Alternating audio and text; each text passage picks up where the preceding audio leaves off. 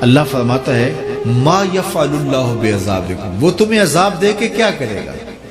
ذرا لہجہ دیکھیے، ذرا انداز، ما یفعل اللہ بعذابکم، وہ تمہیں عذاب دے کے کیا کرے گا؟ تم اس کی مخلوق ہو، اپنے دستے قدرت سے اس نے تمہیں بنایا ہے، تو وہ تمہیں عذاب دے کے کیا کرے گا؟ اس کی ضرورت نہیں ہے کہ تمہیں عذاب دے، نہ اس کی چاہت ہے کہ تمہیں عذاب دے، کوئی خود چھلانگے لگائے تو اس کی مرضی۔ فرمایا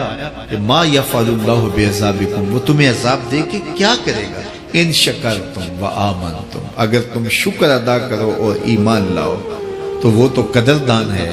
جو کوئی اس کا شکر کرتا ہے اور جو اس پر ایمان لاتا ہے۔ تو اللہ اس کے لیے عذاب نہیں رکھا، اس کے لیے رحمتیں رکھی ہوئی ہیں۔ تمہیں دستے قدرت سے بنایا ہے اور وہ تمہیں خوش دیکھنا چاہتا ہے، تمہیں خوشحال دیکھنا چاہتا ہے، تمہیں سرشار دیکھنا چاہتا ہے، تمہیں نہال دیکھنا چاہتا ہے، تمہاری زندگی کو خوشگوار دیکھنا چاہتا ہے۔ تم نے اپنے آپ کو خود اپنے اعمال کی وجہ سے مصیبتوں میں ڈالا ہے، تو کہا شکر کرنے کی عادت ڈال لو، دیکھنا پھر اللہ تعالیٰ جل شانہ کی رحمتیں تمہارے اوپر کس طرح اترتی ہیں، اس کی نوازشیں تمہارے اوپر کیسے برستی ہیں۔ توکل اگر ہم سیکھ جائیں تو توکل ایک ایسی دولت ہے کہ جو خوشحال زندگی کی ضمانت بنتی ہے۔ جب ہم اللہ پر توکل نہیں کرتے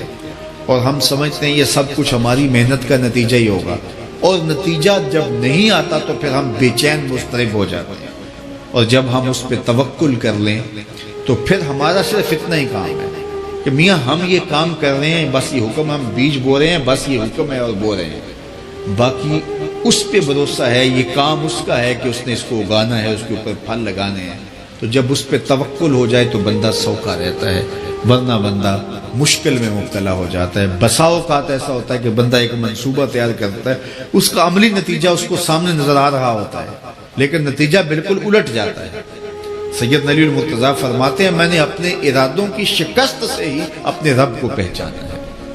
کہ میں ایک منصوبہ تراشتا ہوں کہ یہ اور یوں ہوگا اور وہ ہونا چاہیے، لیکن نتیجہ وہ نہیں آتا، تو کوئی طاقت ہے اس کا جو نتیجہ بدل دیتی ہے۔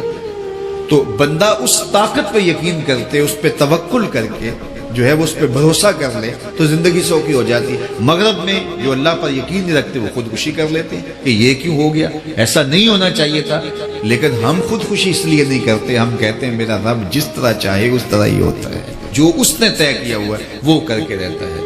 اس لیے تم اس پہ توکل کر لو اور اس پہ بھروسہ کرو۔ حضور علیہ الصلوۃ نے فرمایا لو انکم توکلون علی اللہ حق توکلہ، اللہ پر توکل کرنے کا جو حق ہے اگر تم وہ ادا کر دے تو فرمایا اللہ تمہیں ایسے رزق عطا کرے جیسے پرندوں کو عطا کرتا ہے۔ ہمارا تو کاروبار ہے، یہ فیکٹری ہے، یہ دکان ہے، یہ ہماری نوکری ہے، ہم نے یہاں سے کمائی کرنی ہے۔ پرندوں کا کوئی کاروبار نہیں ہوتا، کوئی نوکری نہیں ہوتی، کوئی ٹھیا، کوئی اڈا نہیں ہوتا جہاں جا کے انہوں نے رزق کے لیے کوئی آغاز کرنا ہوتا ہے، بلکہ حضور نے فرمایا تغدو خماسا وتروح بطانا، جب وہ صبح گھر سے نکلتے ہیں تو خالی پیٹ نکلتے ہیں